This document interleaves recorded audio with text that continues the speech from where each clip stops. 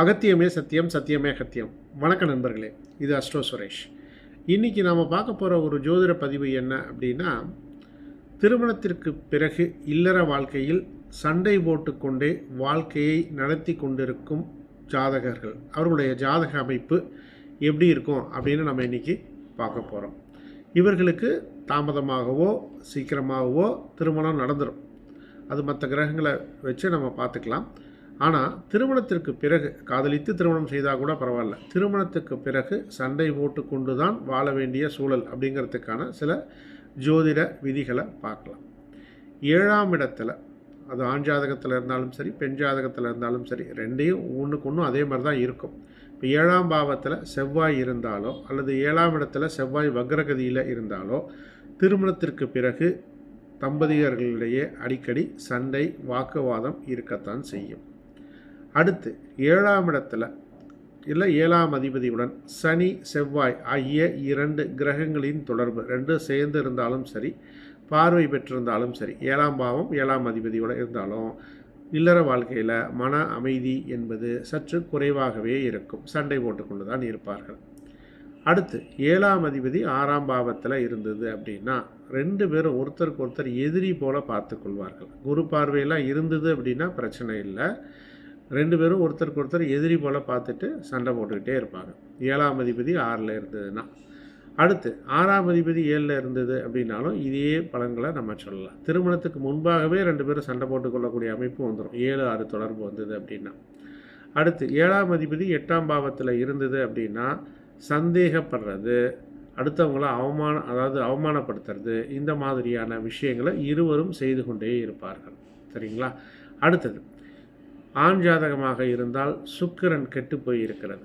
சரிங்களா? சுக்கிரன் கெட்டு போயிருக்கிறது நீசமாகவோ அஸ்தங்கமாகவோ இருந்தாலோ அல்லது சுக்கிரன் கேதுவோட தொடர்பில் இருந்தாலோ மகிழ்ச்சி குறைவான ஒரு திருமண வாழ்க்கை என்பது இவருக்கு கிடைக்கும்.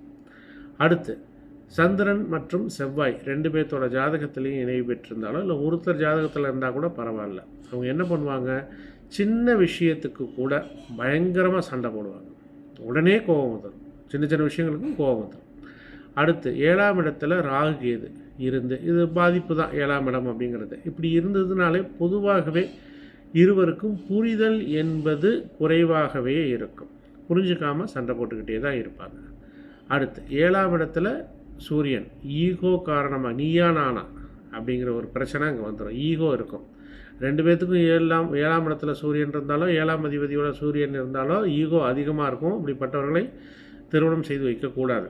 அடுத்து 4ஆம் இடம் ஒருவருக்கு கெட்டு போயிருக்கு அப்படின்னாலே வீட்டில் அமைதிங்கிறது இருக்காது. 7ஆம் அதிபதி நல்லா இருந்தால் வீட்டுக்கு வெளியே சந்தோஷமாக இருப்பாங்க, வீட்டுக்குள்ளே வந்தோன்னா சண்டை போட ஆரம்பிச்சுப்பாங்க. அடுத்து 7ஆம் அதிபதி வக்ரமாக இருந்ததுன்னா புரிதல் கம்மியாக இருக்கும். சரிங்களா? புரிதல் கம்மியாகவே இருக்கும்.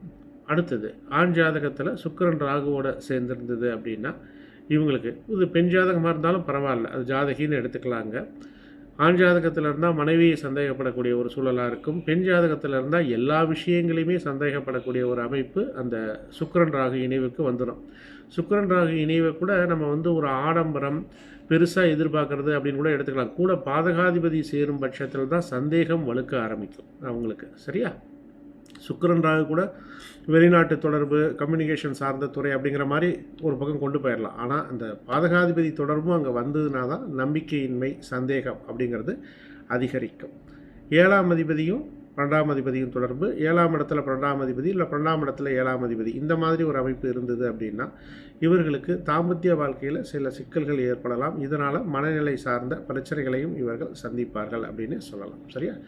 ரைட் நண்பர்களே, உங்களுடைய ஜாதகத்தை முழுமையாக ஆய்வு செய்து உங்களுக்கு உண்டான பலன்களை நீங்கள் தெரிந்து கொள்ள வேண்டும் என்று விரும்பினால் ஸ்க்ரீனில் இருக்கக்கூடிய நம்பருக்கு கால் பண்ணுங்கள் அல்லது வாட்ஸ்அப் பண்ணுங்கள். ஜாதகம் பார்ப்பதற்குண்டான வழிமுறைகள் என்ன என்பதை நான் உங்களுக்கு தெரிவிக்கின்றேன். மேலும் டிஸ்கிரிப்ஷனில் ஒரு வாட்ஸ்அப் லிங்க் இருக்குது, அது என்னுடைய ஜோதிட குரூப். அதில் விருப்பமுடையவர்கள் அதில் இணைந்து கொள்ளுங்கள். அதில் ஜோதிட ரீதியான கருத்துக்கள் உங்களுக்கு அடிக்கடி நான் அதில் போஸ்ட் பண்ணுவேன். அடுத்தது ஜோதிடம் வாட்ஸ்அப் மூலமாக எளிமையான முறையில் கற்றுக்கொள்ள வேண்டும் என்று விரும்பினாலும் என்னை தொடர்பு கொள்ளுங்கள். வாட்ஸ்அப் மூலமாக எளிமையான முறையில் ஜோதிடம் நீங்கள் கற்றுக்கொள்ளலாம்.